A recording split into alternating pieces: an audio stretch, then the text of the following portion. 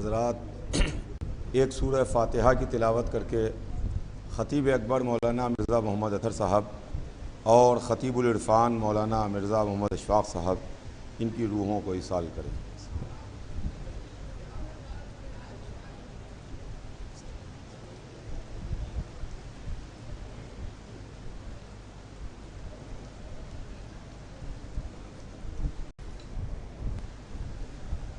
فاتحہ۔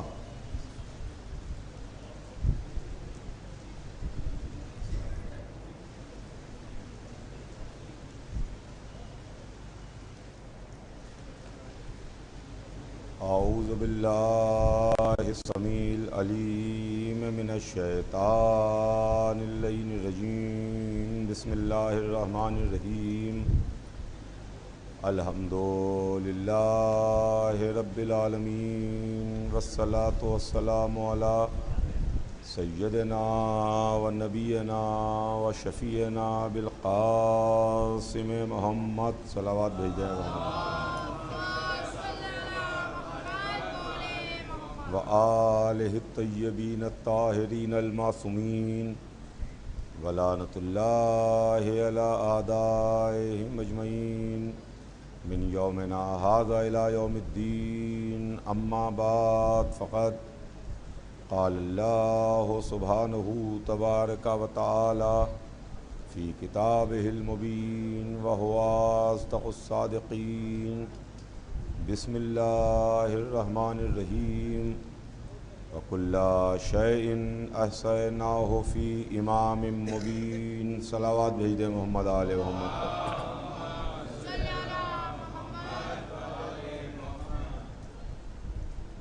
پروردگار عالم قرآن مجید میں ارشاد فرماتا ہے کہ ہم نے تمام کمالات امام مبین کی ذات میں جمع کر دیے۔ عزیزان گرامی، اس آیہ مبارکہ کے ذیل میں ایک سلسلہ گفتگو ہے جو آپ کی خدمت میں جاری ہے۔ ہمارے اور آپ کے درمیان جو گفتگو کا سلسلہ ہے وہ یہ ہے کہ امامت دین کی ضرورت۔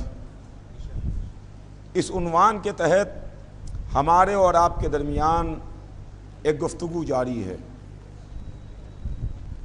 چنانچہ اس سلسلے میں نے 3 دن آپ کی خدمت میں کچھ عرض کرنے کی کوشش کی۔ آج بیان کا سلسلہ آگے بڑھے گا، اس واسطے کہ دیکھیے عزیزان گرامی، اس کو غور کیجئے، یہ کسی بندے کا کلام نہیں ہے، یہ خالق کلام کا کلام ہے۔ ارشاد ہو رہا ہے کہ وَكُلَّ شَيْءٍ أَحْصَيْنَاهُ فِي إِمَامٍ مُبِينٍ، ہم نے تمام کمالات کا احصاء امام مبین کی ذات میں کر دیا، تمام کمالات امام مبین کی ذات میں جمع کر دیے۔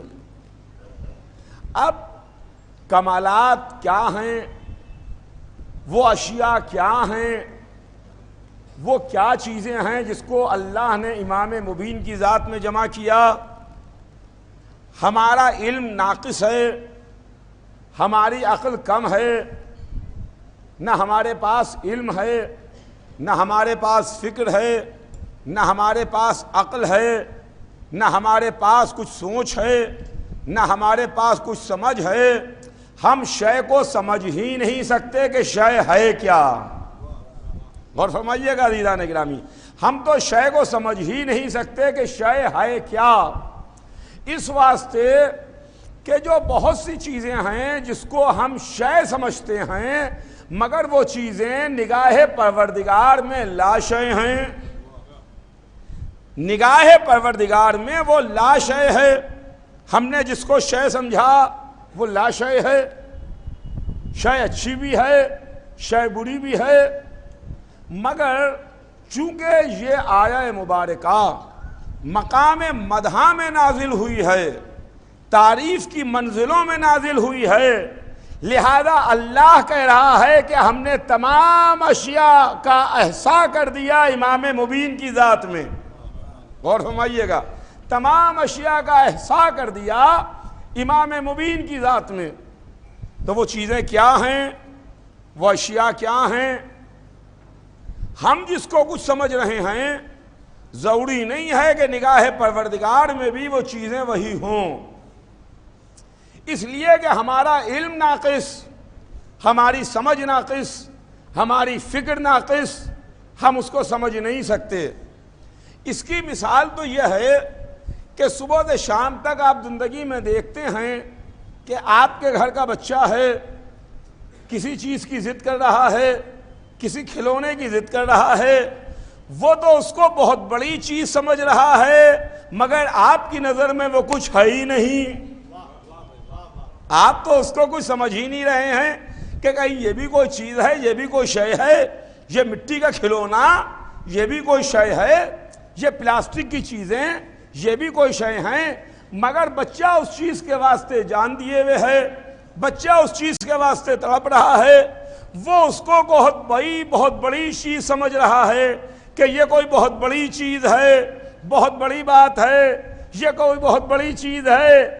لیکن آپ اس کے باپ ہیں، آپ اس کے چچا ہیں، آپ اس کے بزرگ ہیں، آپ بڑے ہیں، وہ بچہ ہے، چھوٹا ہے، وہ اس کو شے سمجھ رہا ہے، آپ اس کو لا شے سمجھ رہے ہیں.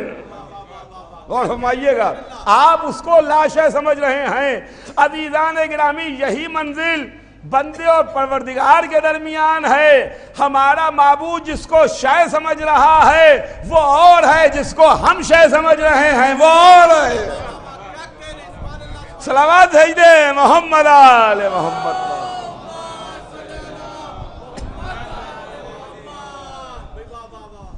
غور فرمائیے گا عزیزان گرامی، بڑی عجیب منزل ہے، بڑا عجیب معاملہ ہے کہ یہ شے کیا ہے، شے کیا ہے. نگاہ پروردگار میں اس کی عظمت کچھ اور ہے، ہم اس کو کچھ اور سمجھتے ہیں. ہم اور آپ ہر رات سوتے ہیں، ہر رات سوتے ہیں، مگر ہمارا سونا کوئی شے نہیں ہے. اگر کوئی حفاظت محمد میں ایک رات سو جائے،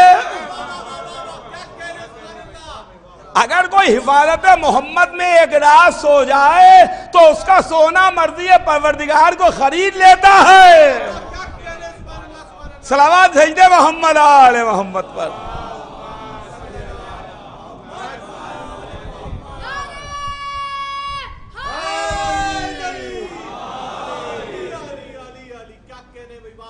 ہماری نظر میں اور ہے، نگاہ پروردگار میں کچھ اور ہے.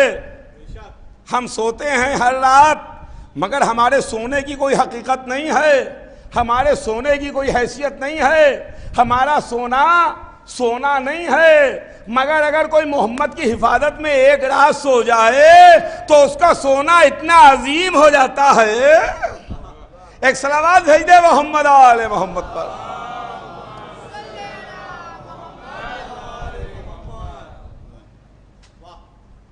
جنگیں ہوتی ہیں، میدان میں جا کے لوگ لڑتے ہیں، جہاد ہے، مگر اگر کوئی جہاد میں جائے اور جہاد میں جا کے اس کا اسلحہ ٹوٹ جائے تو اس کی کوئی حیثیت نہیں ہے. اگر علی کی تلوار ٹوٹے، ذوالفقار آ جائے،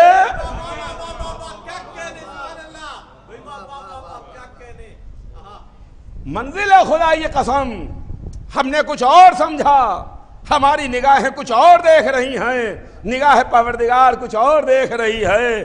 عزیزان گرامی، ہم بھی دیتے ہیں زکوٰۃ، ہم بھی نکالتے ہیں زکوٰۃ، مگر ہمارا زکوٰۃ نکالنا کوئی شے نہیں ہے. اگر کوئی حالت رکوع میں اپنی انگوٹھی دے دے، اگر کسی کی انگوٹھی حالت رکوع میں چلی جائے تو وہ شے ہے. معلوم یہ ہوا کہ دیکھیے ہم کچھ زکوٰۃ دیں تو اس کی حیثیت نہیں ہے، اگر کوئی حالت رکوع میں زکوٰۃ دے تو وہ شے بنتی ہے. معلوم یہ ہوا کہ وہ ایک انگوٹھی جو اللہ کی محبت میں خلوص نیت کے ساتھ دی گئی تو قرآن کی آیت آ گئی، کسی کی 40 انگوٹھیاں چلی گئیں ایک جملہ نہ آیا.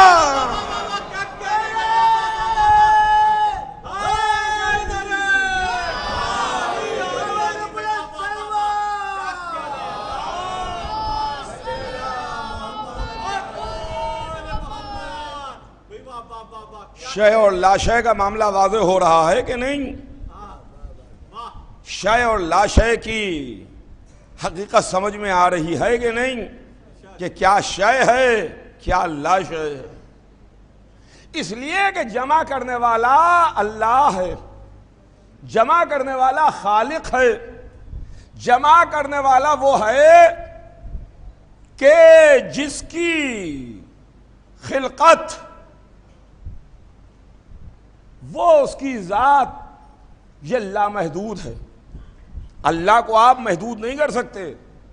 ذات پروردگار اللہ کو کسی ایک جگہ محدود نہیں کیا جا سکتا، اس کی ذات لامحدود ہے. جب اس کی ذات لامحدود ہے تو اس کے کمالات بھی لامحدود ہوں گے،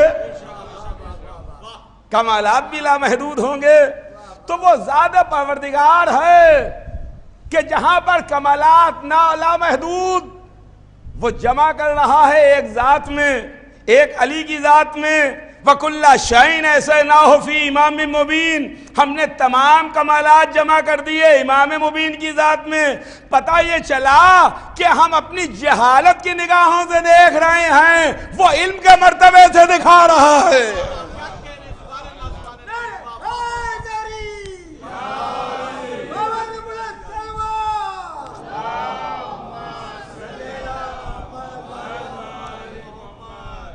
اس کے علم کی منزل ہے، لیکن ہے یہ قرآن کی آیت، ہے یہ منزل قرآن. لیکن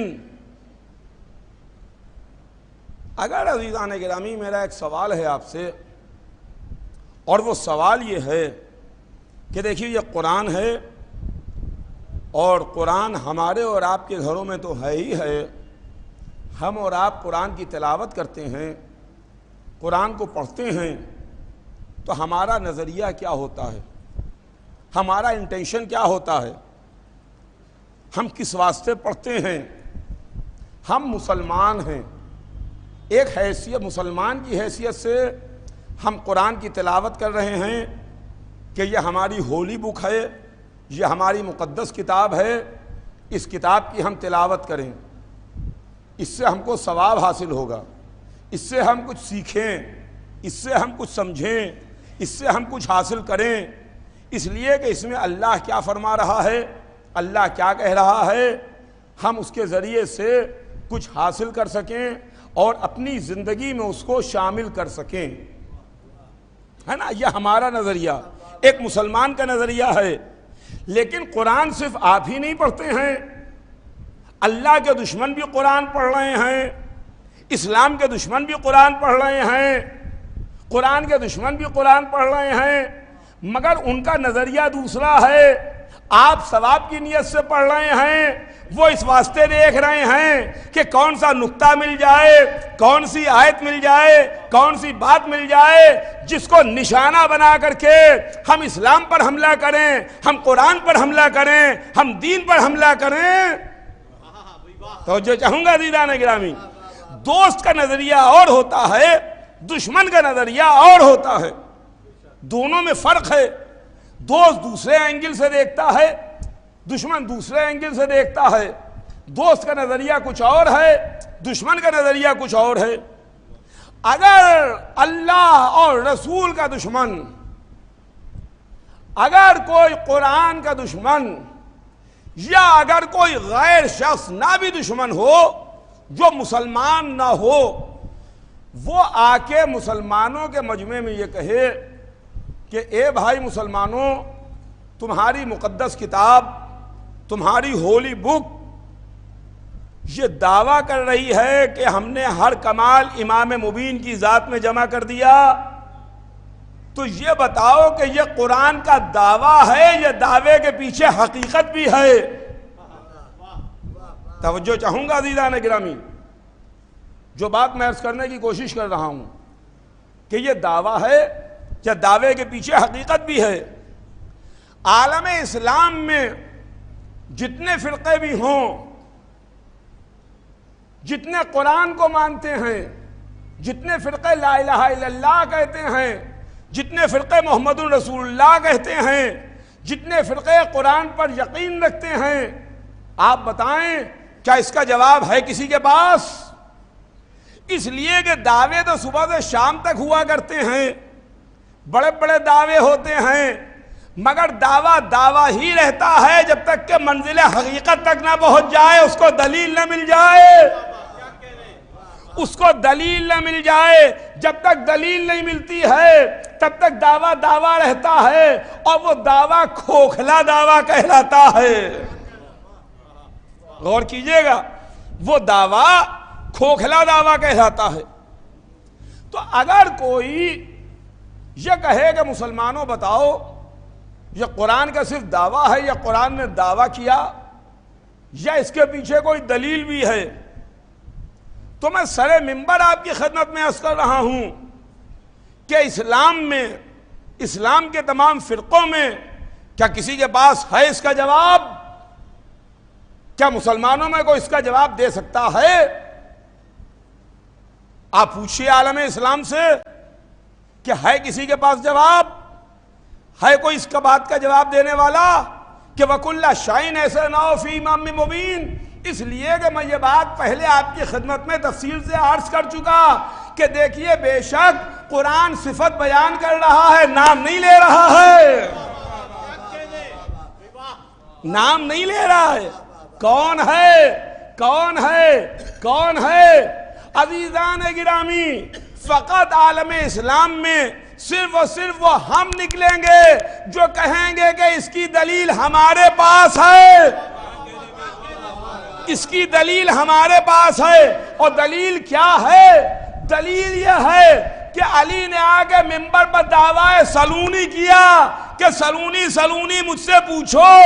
یہ منبر پر دعویٰ سلونی علی کی فضیلت تو ہے ہی ہے، قرآن کے دعوے کی دلیل بھی ہے۔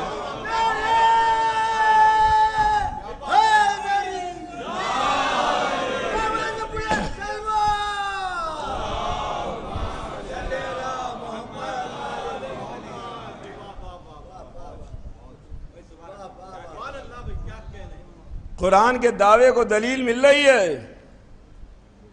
صرف جواب ہم دیں گے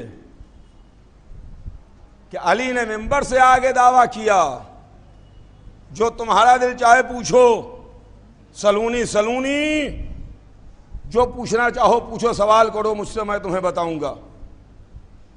علی نے یہ نہیں فرمایا کہ مجھ سے اسلام کے بارے میں پوچھو، مجھ سے قرآن کے بارے میں پوچھو، مجھ سے حدیث کے بارے میں پوچھو، یہ نہیں فرمایا۔ علی کا دعویٰ کیا ہے؟ جو تمہارا دل چاہے سوال کرو، جو تمہارا دل چاہے پوچھو، میں تمہیں بتاؤں گا۔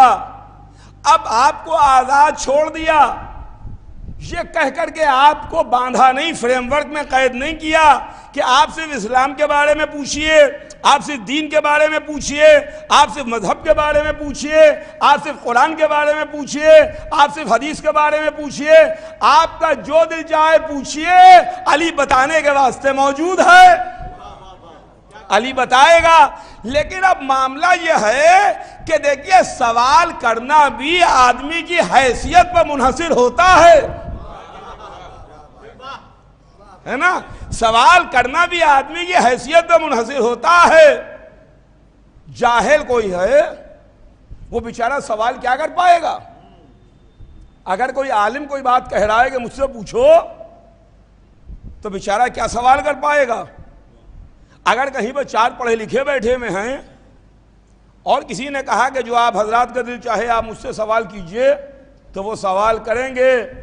علی منبر کوفہ پہ فرما رہے ہیں کہ جو تمہارا دل چاہے سوال کرو، مجھ سے پوچھو، میں تمہیں بتاؤں گا۔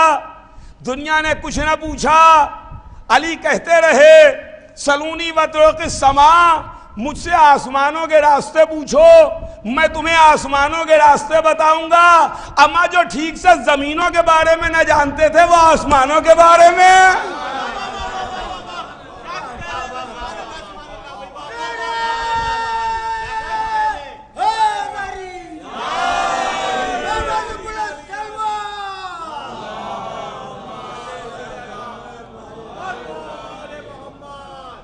وہ آسمانوں کے بارے میں کیا جانے جن کو زمینوں کے راستے نہیں معلوم۔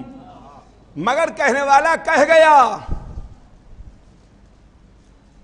بتانے والا بتا گیا، دعویٰ کرنے والا دعویٰ کر کے چلا گیا کہ مجھ سے آسمانوں کے راستے پوچھو۔ علی کہہ کے گئے، تاریخ نے اپنے سینے میں 1400 برس پرانا جملہ ریکارڈ کیا کہ ہاں آسمانوں میں راستے ہیں۔ کل کے انسان کی سمجھ میں نہیں آ رہا تھا، مگر آج کا انسان اچھی طرح جان رہا ہے۔ آج کا انسان خوب سمجھ رہا ہے۔ جب انسان فضاؤں میں گیا، جب خلاؤں میں گیا، جب چاند پر گیا، جب سیاروں پر جا رہا ہے، تو علی کی آواز ہمارے کانوں سے ٹکرا رہی ہے، جو تمہارا دل چاہے پوچھ لو۔ صلوات بھیج دے محمد آل محمد پر۔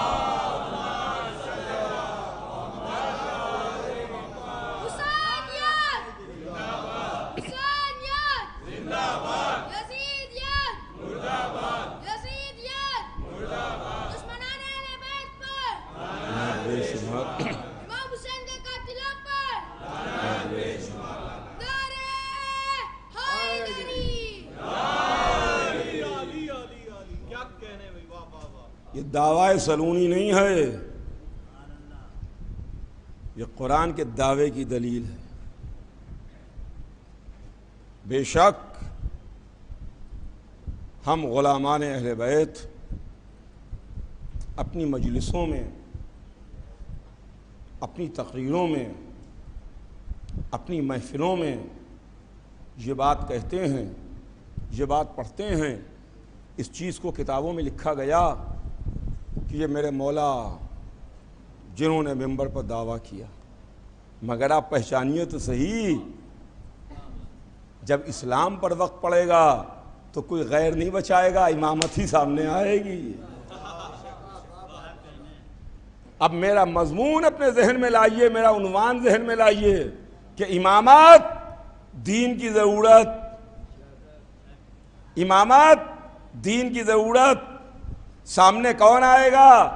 اگر قرآن پر حرف آئے گا تو علی بولیں گے، قرآن صامت پر بات آئے گی تو قرآن ناطق بولے گا، قرآن ناطق پر بات آئے گی تو قرآن صامت بولے گا۔ اس لیے کہ یہ دونوں قرآن ہیں۔ تو عزیزان گرامی، یہ منزل ہے، یہ علی کی فضیلتیں ہیں، یہ علی کے مرتبے ہیں۔ کل میں نے آپ کی خدمت میں حضرت علی کی ولادت کے تعلق سے کچھ عرض کیا، اور یہ بات آپ کی خدمت میں عرض کی کہ یہاں سے سلسلہ امامت کا آغاز ہو رہا ہے، وہ سلسلہ جس سلسلے کو ہم مانتے ہیں۔ امام اول علی ہیں، علی مولود کعبہ ہیں۔ کائنات عالم و آدم میں کوئی بچہ کعبے میں نہ پیدا ہوا سوائے علی کے۔ میں کل پڑھ چکا، علی کعبے میں پیدا ہوئے، علی آغوش رسول میں پلے، ولادت کے ساتھ ساتھ علی نے قرآن کی تلاوت کی، علی نے گہوارے میں کلہ اجدر چیرا۔ لیکن اس کے بعد تاریخ آگے بڑھتی ہے، اور اب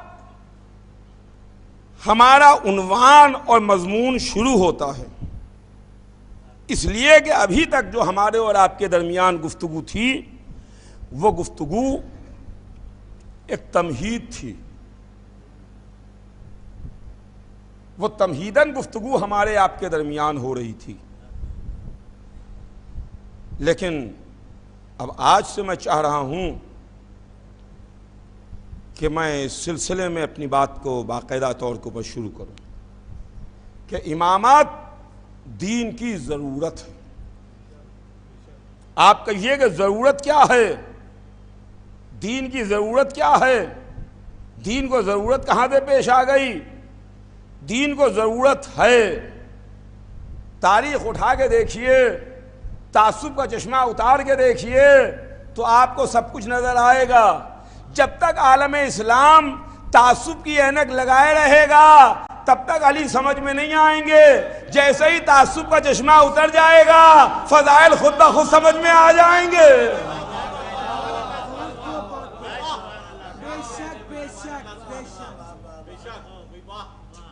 چنانچہ تاریخ کہتی ہے کہ ایک دن آیت نازل ہوئی اور یہ حکم آیا اللہ کی طرف سے کہ وَأَنزِلْ عَشِيرَتَكَ الْأَقْرَبِينَ، اے ہمارے رسول آپ اپنے قرابت داروں کو ڈرائیے، اقربین کو ڈرائیے۔ حضور سرور کائنات نے خاندان والوں کو بلایا، خاندان والوں کو دعوت دی، کھانے پر بلایا، دسترخوان بچھوایا، پہلے کھانا کھلایا، پہلے پیٹ بھرے، اس کے بعد فرمایا کہ سنو، اگر میں تم سے یہ کہوں، میرے خاندان والوں، میرے قبیلے والوں، میں تم سے یہ کہوں کہ اس پہاڑی کے پیچھے ایک لشکر ہے جو تم پر ابھی حملہ کر دے گا تو تم میری بات پر یقین کرو گے کہ نہیں کرو گے؟ سب نے ایک زبان ہو کے کہا کہ عبداللہ کے بیٹے، ہم نے آپ سے کبھی کوئی جھوٹ اور لغو بات نہیں سنی ہے، اگر آپ فرما رہے ہیں تو ہم یقین کریں گے۔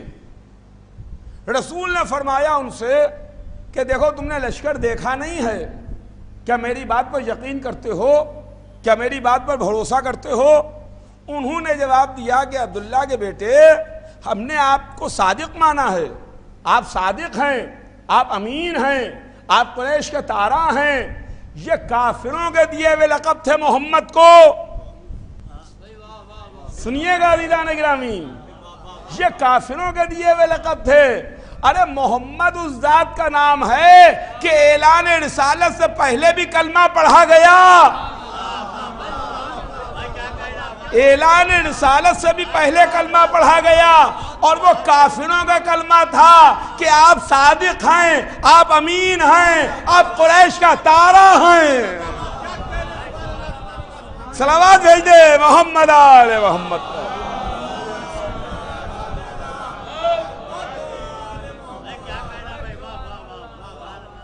یہ کافر کہہ رہے تھے کہ ہم نے آپ کو صادق مانا ہے، آپ سچے ہیں، ہم نے آپ سے غلط، جھوٹ، لغو بات نہیں سنی ہے۔ تو رسول نے ان سے کہا کہ تم میرے کہنے پر مان لو گے؟ کہا میں آپ کے کہنے پر مان لوں گا، ہم آپ کے کہنے پر مان لیں گے۔ کہا سنو، جس طریقے سے تم میرے کہنے پر بغیر دیکھے پہاڑ کے پیچھے لشکر مان سکتے ہو، ویسے ہی بغیر دیکھے میرے کہنے پر اس کو مانو جس نے کائنات کو خلق کیا ہے۔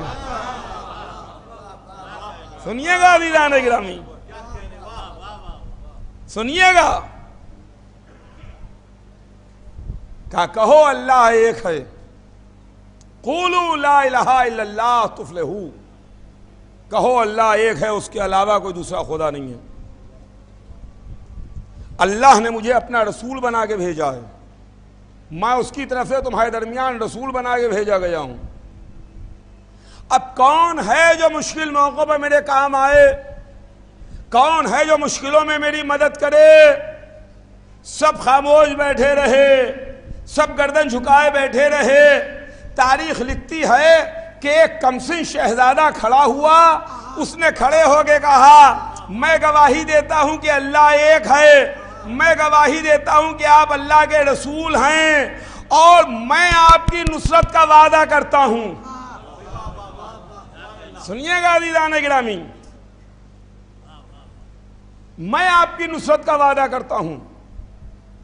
رسول نے اس بچے کو بٹھا دیا، اس بچے کو بٹھا دیا، بڑے بڑے بڈھے بڈھے بیٹھے رہے، ایک بچہ کھڑا ہوا، ایک بچہ کھڑا ہوا۔ آج کوئی نہیں کہہ رہا ہے کہ علی تو بچے ہیں، اما جب خلافت کی بات آئے تو علی بچے ہیں، جب اعلان رسالت میں گواہی کی بات آئے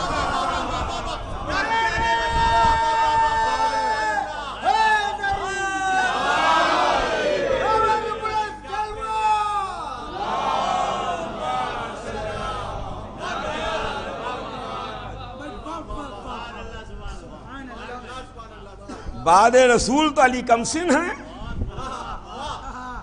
بعد رسول تو علی کم سن ہیں، جب خلافت کی بات آئے تو کم سن ہیں، چھوٹے ہیں، اور جب دعوت عشیرہ میں نصرت کی بات آئے، جب دعوت عشیرہ میں تصدیق کرنے کی بات آئے، جب دعوت عشیرہ میں گواہی کی بات آئے، اب کسی نے نہیں کہا یا علی ابھی تو آپ بچے ہیں، بیٹھیے بڈھوں کو کھڑا ہونے دیجئے۔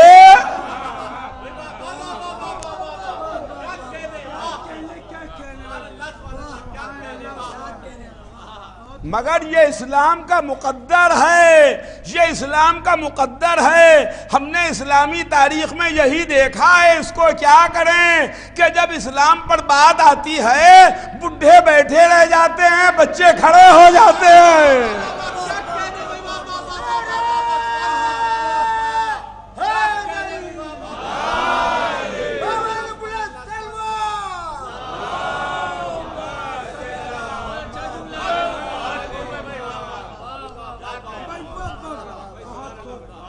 اب اس کو کیا کریں، تاریخ ہے، آپ کہیں بھی دیکھ لیجئے، پوری 23 برس کی زندگی میں دیکھ لیجئے، اسلام میں دیکھ لیجئے۔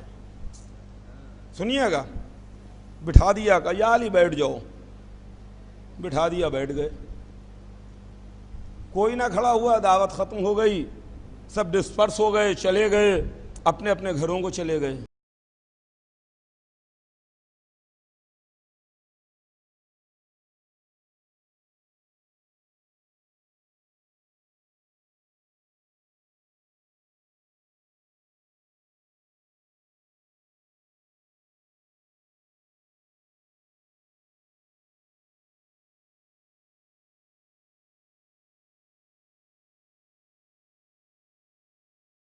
رہے پھر وہی کل والا بچہ کھڑا ہوا، اس نے کھڑے ہو کے کہا کہ انا یا رسول اللہ، میں اللہ کے رسول، میں گواہی دیتا ہوں اللہ ایک ہے، میں گواہی دیتا ہوں کہ آپ اللہ کے رسول ہیں، میں آپ کی نصرت و مدد کا وعدہ کرتا ہوں۔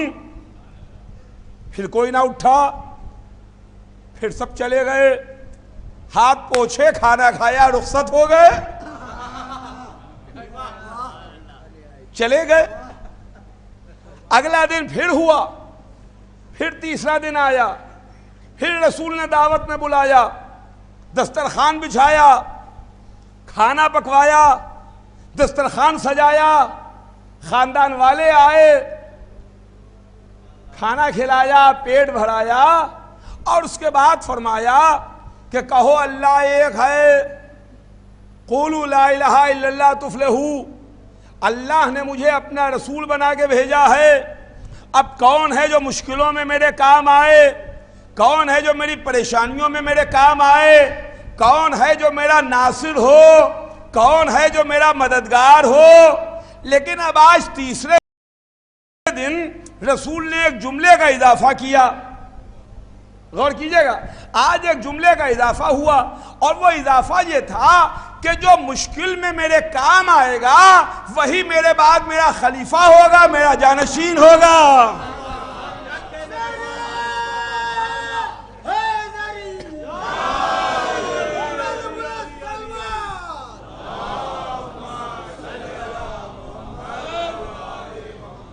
وہی میرا خلیفہ، وہی میرا جانشین، جو مشکلوں میں میرے کام آئے۔ میں ہاتھ جوڑ کے عرض کروں گا یا رسول اللہ، یہ اعلان آپ نے پہلے دن کیوں نہ کیا؟ یہ اعلان آپ نے دوسرے دن کیوں نہ کیا؟ یہ اعلان آج تیسرے دن کیوں کر رہے ہیں؟ پہلے دن اعلان کر دیجئے، دوسرے دن اعلان کر دیجئے، یہ تیسرے دن کیوں؟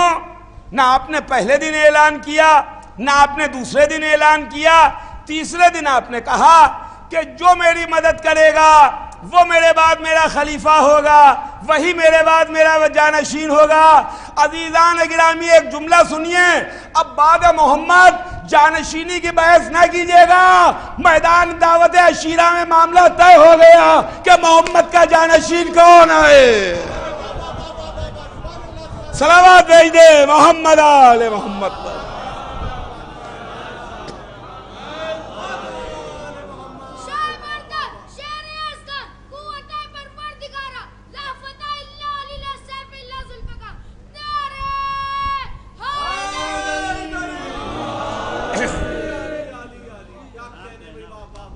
یا رسول اللہ، غلاموں کی جان نثار، یا رسول اللہ، جو غلام آپ پر صدقے اور قربان، آپ نے پہلے دن اعلان نہیں کیا، دوسرے دن اعلان نہیں کیا، یہ آج آپ تیسرے دن کیا اعلان کر رہے ہیں کہ وہی میرے بعد میرا خلیفہ، وہی میرے بعد میرا جانشین۔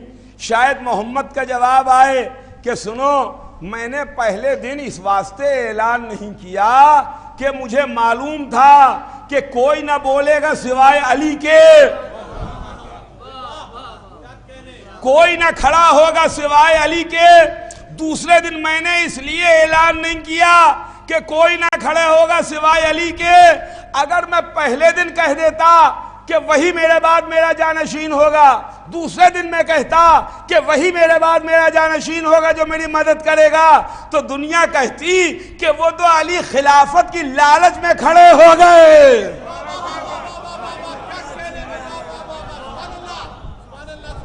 خلافت کی آرزو میں کھڑے ہو گئے۔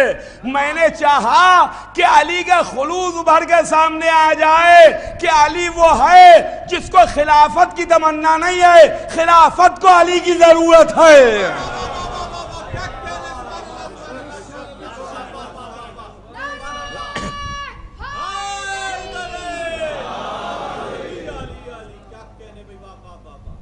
علی کو اس کی ضرورت نہیں ہے، سینے سے لگا لیا۔ تو عزیزان گرامی، یہ ہے دعوت عشیرہ۔ اب آئیے نکتے کی بات سنیے، جس کے اوپر میرا اسٹریس ہے، میرا زور ہے کہ امامت دین کی ضرورت۔ آج پہلا دن ہے دعوت عشیرہ، آج ہی کے دن ہم نے اللہ کو پہچانا، آج ہی کے دن ہم نے محمد کو پہچانا، آج ہی کے دن ہم نے لا الہ الا اللہ کہا، آج ہی کے دن ہم نے محمد رسول اللہ کہا۔ مگر سچ بتائیے کہ اگر آج علی نہ ہوتے تو اسلام کا ہوتا کیا؟ اسلام کا ہوتا کیا؟ معلوم یہ ہوا کہ اگر علی نہ ہوتے تو پہلے ہی دن اسلام کا 40واں ہو جاتا۔ صلوات بھیج دے محمد آل محمد۔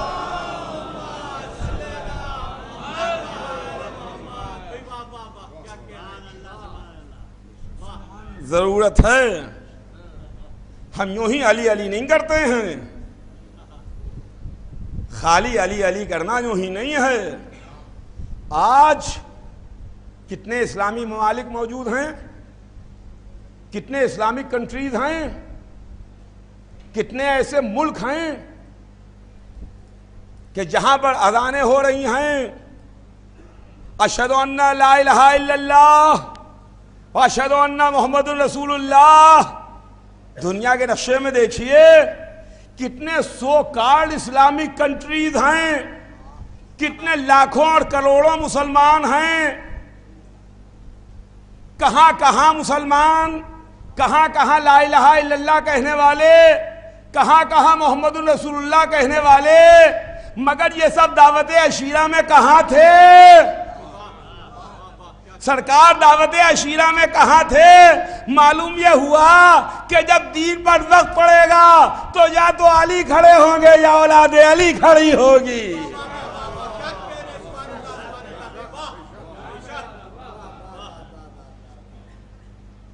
انا یا رسول اللہ، رسول اللہ میں آپ کی نصرت کروں گا. تو دعوت عشیرہ میں عزیزان گرامی ہمیں 3 کلمے ملے. ہمارے پاس 3 کلمے ہیں.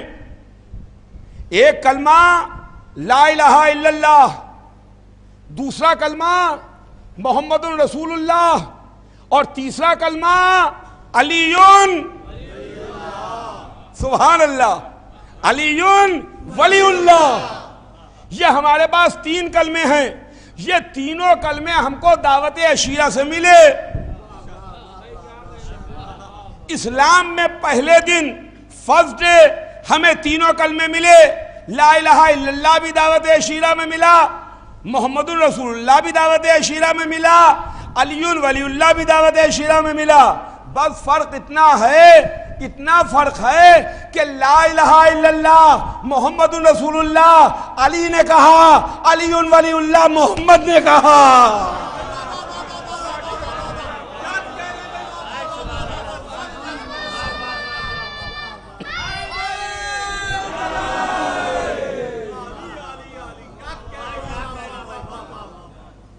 ایک صلوات بھیج دے محمد آل محمد.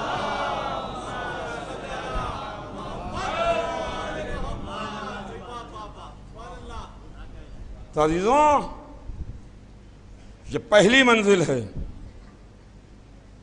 جو ضرورت میں کام آئے، جو ضرورت میں کام آئے. ہمارے پاس اگر جیب میں پیسے ہیں، ہم کو ضرورت نہیں ہے، اور آپ نے ہمیں کچھ پیسے رقم دے دی، تو وہ آپ کا احسان نہیں ہے ہمارے اوپر. لیکن اگر ہم مشکل موقع میں ہیں، ہماری جیب خالی ہے، ہم سفر میں ہیں، ہمیں ضرورت پیش آ گئی، اور اس موقع کے اوپر آپ نے ہماری مدد کر دی، پیسے ادھار دے دیے، تو یہ ہے وقت ضرورت کام آنا. ہمارا پیٹ بھرا ہوا ہے اور آپ نے زبردستی بازو پکڑ کے ہمیں ہوٹل میں لے جا کے کھانا کھلا دیا، تو آپ نے ہم پر احسان نہیں کیا. ہمیں بھوک لگی تھی، اس کے بعد میں آپ نے ہمیں کھانا کھلایا، یہ آپ نے ہم پر احسان کیا ہے. عزیزان گرامی، آج کوئی لاکھ لا الہ الا اللہ کہے، محمد الرسول اللہ کہے، یہ اسلام پر احسان نہیں ہے. جب علی نے لا الہ الا اللہ کہا،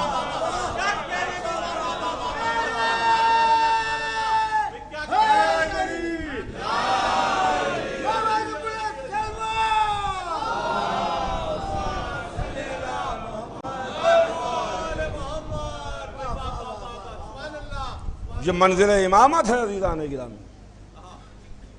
انشاءاللہ کل اس سلسلے میں اپنی بات کو میں آگے بڑھاؤں گا. کل بات آگے بڑھے گی. آج بس چند منٹ میں بات تمام ہو جائے گی. صبح سے کچھ موسم بھی ایسا ہو رہا ہے کہ تیز بارش ہے، طوفانی بارش ہے. پتہ یہ چلا کہ صاحب ٹرینیں بھی کینسل کر دی گئی ہیں، راستے بلاک ہیں. مگر ماشاءاللہ یہاں سے وہاں تک اتنا بڑا مجمع امامت کا ذکر سننے کے واسطے آیا ہے،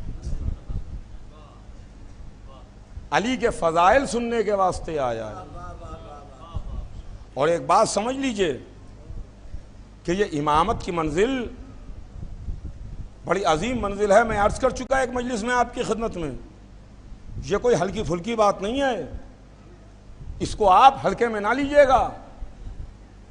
یہ عہدہ الہی ہے، یہ ہر ہمہ شمع کو نہیں ملتا.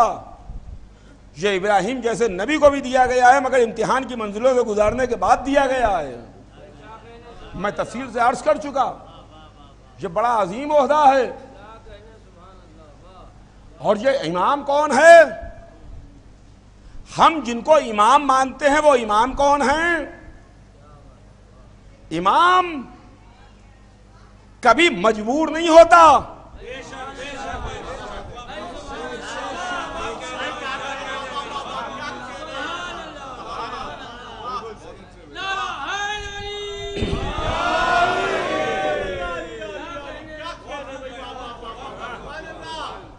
امام کبھی مجبور نہیں ہوتا. امام ہمیشہ مختار ہوتا ہے. امامت کے پاس اختیار ہے. امام مختار ہوتا ہے, کبھی مجبور نہیں ہوتا. امام مظلوم تو ہو سکتا ہے مگر مجبور نہیں ہوتا.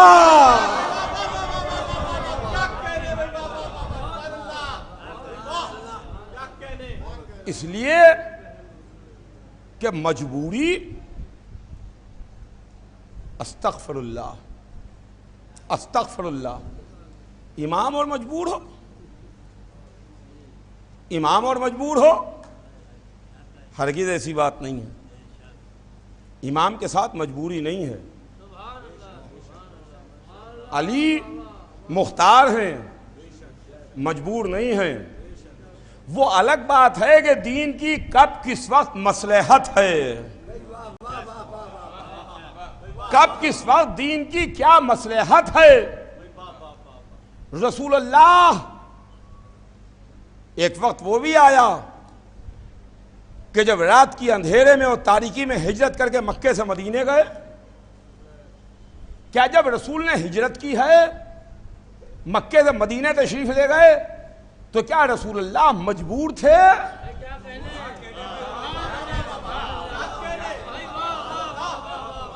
کیا مجبوری کے عالم میں رسول نے مکہ چھوڑا؟ استغفر اللہ. کیا علی کبھی کسی منزل پر مجبور تھے؟ ہرگز نہیں. وہ علی جو فاتح بدر و خیبر ہو, وہ علی جو 2 انگلیوں سے در خیبر اکھاڑے, وہ علی جس کے واسطے ذوالفقار آئے, کیا وہ بربنائے مجبوری گھر میں بیٹھا رہے گا اور فاطمہ کا حق چھین لیا جائے گا؟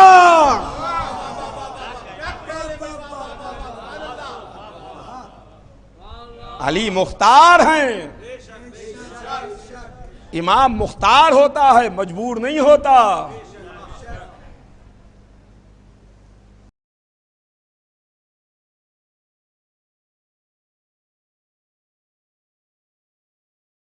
امامت کے ساتھ لفظ مجبوری نہیں ہے. حسین ابن علی مختار ہیں, مجبور نہیں ہیں. کائنات عالم و آدم کے سب سے بڑے مظلوم کا نام تو حسین ہے, مگر مجبور کا نام حسین نہیں ہے. میرے والد خطیب اکبر مرحوم کی ایک مثال یاد آ رہی ہے جو آپ کی خدمت میں عرض کروں, اور اس منبر سے بھی یقیناً انہوں نے مثال دی تھی. وہ اکثر چھوٹی چھوٹی مثالیں دے کر کے بچوں کو اور لوگوں کو ذہن نشین کراتے رہتے تھے, جو بالکل اسٹیکر کی طریقے سے دماغ میں چپک جاتی تھی. انہوں نے ایک موقع پر ایک مثال دی. انہوں نے فرمایا کہ یہ بتائیے کہ روزہ اختیار کا نام ہے کہ مجبوری کا نام ہے؟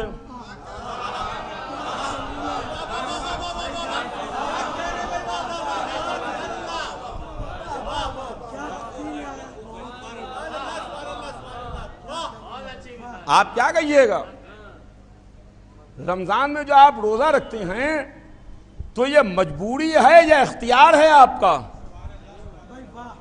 گرمی کے زمانے میں رمضان آیا, قیامت کی تیز دھوپ ہے, گرمی ہے, آپ کے گھر میں فریج میں ٹھنڈا پانی بھی رکھا ہوا ہے, شربت بھی رکھا ہوا ہے, کھانا بھی رکھا ہوا ہے, تلے ہوئے پکوان بھی رکھے ہوئے ہیں, افطار کا وقت بالکل قریب آ گیا ہے, پیاس تیز لگی ہوئی ہے, تڑخا لگا ہوا ہے، شربت بھی ہے، پانی بھی ہے، کھانا بھی ہے، پکوان بھی ہیں، مگر آپ کچھ کھاتے نہیں ہیں، آپ کچھ پیتے نہیں ہیں۔ یہ آپ کا کچھ نہ کھانا، کچھ نہ پینا، یہ اختیار ہے یا مجبوری ہے؟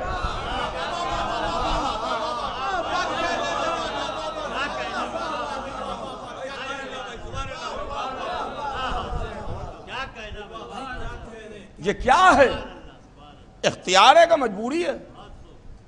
کہا نہیں، ہمارا اختیار ہے، ہم چاہیں کھانا کھا لیں، ہم چاہیں پانی پی لیں۔ مثال کے طور پر 7:10 کے اوپر افطار کا وقت آتا ہے، اور 7 جیسے ہی گھڑی میں بجے، پیاس قیامت کی شدت کی لگی ہوئی ہے، ہم نے اٹھا کے ٹھنڈا پانی پی لیا، شربت کا گلاس ہم نے پی لیا، بھوک بہت کس کے لگ رہی تھی، ایک سموسہ ہم نے کھا لیا، مگر کیا آپ ایسا کرتے ہیں؟ کہ ایسا نہیں کرتے۔ جب وقت آ جاتا ہے، اذان ہو جاتی ہے، تب ہم کھاتے ہیں۔ اب آج کچھ لوگ یہ کہتے ہیں کہ سیدنا حسین اگر مختار تھے، اگر مالک تھے، تو جنت سے کھانا اور پانی کیوں نہ منگا لیا؟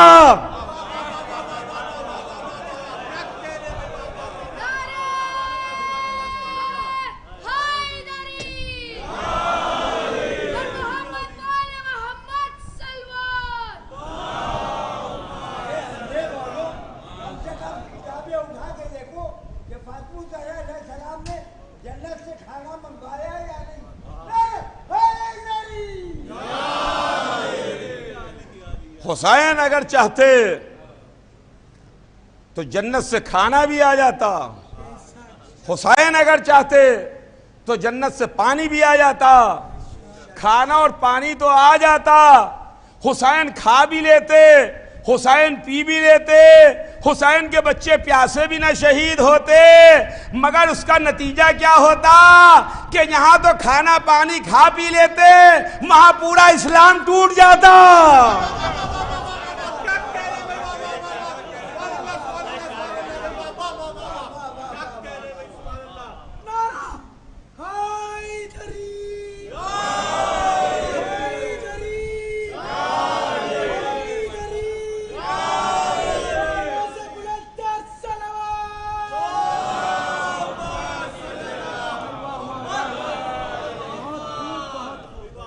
عزیزان گرامی، یہ منزل امامت ہے، یہاں اختیار ہے۔ رسول لشکر لے کے گئے، بدر کی لڑائی ہوئی، احد کا معرکہ ہوا، خندق و خیبر کی جنگیں ہوئیں۔ ہاں اتنی بات ضرور ہے کہ یہ جنگیں آفینسو نہیں تھیں، ڈیفینسو تھیں۔ ڈیفنس تھا، کافر آئے تھے حملہ کرنے کے واسطے، اپنا بچاؤ تھا، اپنے بچاؤ میں لڑے، اپنے بچاؤ میں لشکر لے کے گئے۔ تو جب اپنے بچاؤ میں لشکر لے کے گئے، بدر میں لشکر لے کے گئے، احد میں لشکر لے کے گئے، خندق میں لشکر لے کے گئے، خیبر میں لشکر لے کر کے گئے، تو کاہے کے واسطے گئے؟ میرا سوال ہے آپ سے، کاہے کے واسطے لے کے گئے؟ کس چیز کے واسطے لے کے گئے؟ جنگ کے واسطے، لڑنے کے واسطے، دفاع حق کے واسطے، دفاع اسلام کے واسطے، دشمنوں کو زیر کرنے کے واسطے؟ جب میدان میں تلوار چلتی ہے تو کوئی فرار بھی کرتا ہے، کوئی مارا بھی جاتا ہے، کوئی فاتح بھی ہوتا ہے، کوئی مقتول بھی ہوتا ہے۔ یہ ہے عزیزان گرامی، یہ ہے منزل۔ علی نے جب بڑے بڑے دشمنوں کو زیر کیا، انشاءاللہ ایک مجلس میں عرض کروں گا آپ کی خدمت میں شجاعت علی کے سلسلے میں، لیکن یہ جو بڑے بڑے دشمن آئے، خندق میں 1000 آدمیوں کے برابر طاقت رکھنے والا عمر آیا، خیبر میں مرحب تھا، بہت طاقت رکھتا تھا، دور دور تک اس کی طاقت کا شہرہ تھا۔ یہ سب کس کے ہاتھ سے قتل ہوئے؟ کس کے ہاتھ سے فنار ہوئے؟ علی کے ہاتھ سے مارے گئے۔ مرحب علی کے ہاتھ سے فنار ہوا، انتر علی کے ہاتھ سے فنار ہوا، امر علی کے ہاتھ سے فنار ہوا، کفار علی کے ہاتھ سے جہنم میں گئے۔ یہ علی نے تلوار چلائی تو کیوں چلائی؟ علی کی تلوار کاہے کے واسطے چلی؟ علی کی تلوار چلی دفاع حق کے واسطے، دفاع اسلام کے واسطے، اسلام کی بنا کے واسطے۔ جب تلوار چلی، لوگ قتل ہوئے تو موت بھی آئی، زندگیاں بھی ختم ہوئیں۔ اما معاملہ یہ ہے کہ یہ انسانی زندگی چند روزہ ہے، چند روزہ حیات ہے، چند روزہ حیات علی کے ہاتھوں ختم ہوئی۔ اگر دشمن ہوشیار ہوتا تو قدموں میں آگے گر کے ہمیشہ کی زندگی لے لیتا۔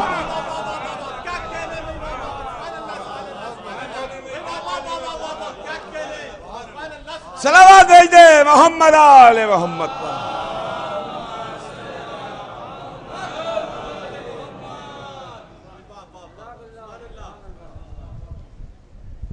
قدموں میں آ جاتا، ہمیشہ کی زندگی مل جاتی۔ کل میں پڑھ چکا، جیسے حر قدموں میں آ گیا، ہمیشہ ہمیشہ کی زندگی لے گیا، ہمیشہ ہمیشہ کی حیات لے گیا، حر سے حر علیہ السلام ہو گئے۔ یہ علی ہے، یہ منزل امامت۔ بس عزیزان گرامی، میں نے اپنی بات کو تمام کیا۔ آج چوتھی رات آ گئی۔ ان راتوں میں ہم اصحاب و انصار کا ذکر کرتے ہیں۔ آج چاہتا ہوں کہ آپ کی خدمت میں چند منٹ حسین کے اس بچپن کے دوست کا ذکر ہو جائے جس کو خط لکھ کے حسین ابن علی نے بلایا۔ خط لکھا، اپنے بچپن کے ساتھی اور بچپن کے دوست حبیب کو خط لکھ کے بلایا۔ خط میں حبیب کو مخاطب کیا کیا؟ تحریر کیا لکھی؟ حبیب کو حسین رجل فقی لکھ رہے ہیں۔ یہ حبیب نہیں ہیں، یہ امامت سے سند پا رہے ہیں۔ رجل فقی لکھ رہے ہیں حسین۔ حبیب، میں چاروں طرف سے دشمنوں سے گھرا ہوا ہوں، حبیب کیا تم میری مدد نہیں کرو گے؟ کیا تم میری نصرت نہیں کرو گے؟ خط حبیب تک پہنچا۔ زمانہ خراب تھا، حالات پورا شوب تھے، بھائی بھائی سے، بیٹا باپ سے، باپ بیٹے سے اپنا عقیدہ چھپا رہا تھا۔ خط پہنچا، حبیب نے پڑھا، جلدی سے جیب میں رکھ لیا۔ زوجہ نے پوچھا کہ یہ کس کا خط ہے، کیا لکھا ہوا ہے جس کو تم نے دیکھ کے اپنی جیب میں رکھ لیا؟ تو حبیب نے کہا کہ یہ فرزند رسول حسین کا خط ہے۔ کہا حسین نے کیا لکھا ہے؟ کہا حسین نے ہمیں بلایا ہے، حسین نے ہماری نصرت و مدد مانگی ہے۔ تو زوجہ نے سوال کیا کہ تمہارا ارادہ کیا ہے، تم چاہتے کیا ہو؟ تو حبیب نے مصلحتاً یہ جواب دیا کہ حسین نے بلایا ہے، زمانہ خراب ہے، اب میں کیا جاؤں مدد کے واسطے؟ کہ ایک مرتبہ وہ زوجہ کہتی ہے واہ ہو حبیب تمہارے اوپر، محمد کا نواسا تمہیں بلائے اور تم مدد کو نہ جاؤ، میری چوڑیاں تم پہن کے بیٹھو، تمہاری تلوار لے کے میں حسین کی نصرت کو جاؤں گی۔ زوجہ کا یہ جذبہ دیکھا کہ ایک مرتبہ حبیب نے کہا کہ نہیں، میں حسین کی نصرت کو جا رہا ہوں۔ ادھر باہر غلام سے کہا تھا غلام تو میری سواری تیار رکھ، مجھے کہیں جانا ہے، مجھے کہیں جانا ہے۔ کہ سواری تیار ہوئی، غلام انتظار کر رہا تھا۔ غلام کو بھنک مل گئی، پتہ چل گیا کہ آقا، میرے آقا کو کائنات کے آقا نے مدد کے واسطے بلایا ہے، لیکن جب حبیب کو نکلنے میں دیر ہوئی تو غلام یہ کہہ رہا تھا، اے اسب باوفا، اگر میرا آقا نہیں آتا تو میں تجھ پر سوار ہو کے حسین کی مدد کو جاؤں گا، میں اپنے آقا کی نصرت و مدد کو چلوں گا۔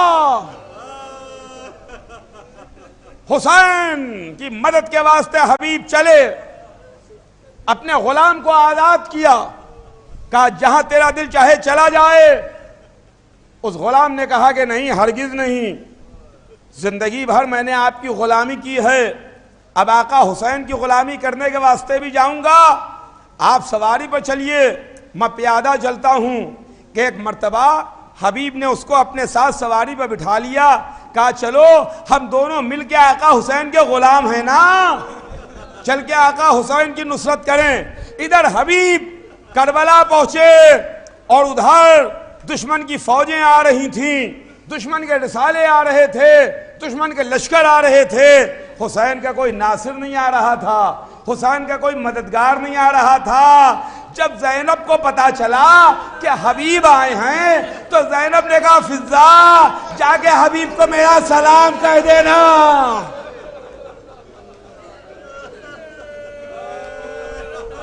فضہ در خیمہ پر آئیں، اے حبیب، علی و فاطمہ کی بڑی شہزادی نے تم کو سلام کہا ہے۔ حبیب نے جیسے ہی سنا کہ زینب نے مجھ کو سلام کہا ہے، اپنا امامہ اتار کے پھینک دیا، کہ افسوس فرزند زہرا پر وہ وقت آ گیا کہ زینب مجھے سلام کہلوائے۔ یہ حسین کے بچپن کے دوست تھے، یہ حسین کے بچپن کے ناصر تھے، یہی وہ حبیب تھے جو وقت عصر حسین کو یاد آ رہے تھے جب آواز دی ہے اینا اینا حبیب، حبیب کہاں چلے گئے، اینا اینا مسلم، ارے مسلم کہاں ہو۔ راوی لکھتا ہے لاشیں تڑپنے لگے، حسین نے سب کی طرف سے جواب دیا، زہرا کا لال دشمنوں میں گر گیا، واہ حسینہ واہ مظلومہ کی صدائیں۔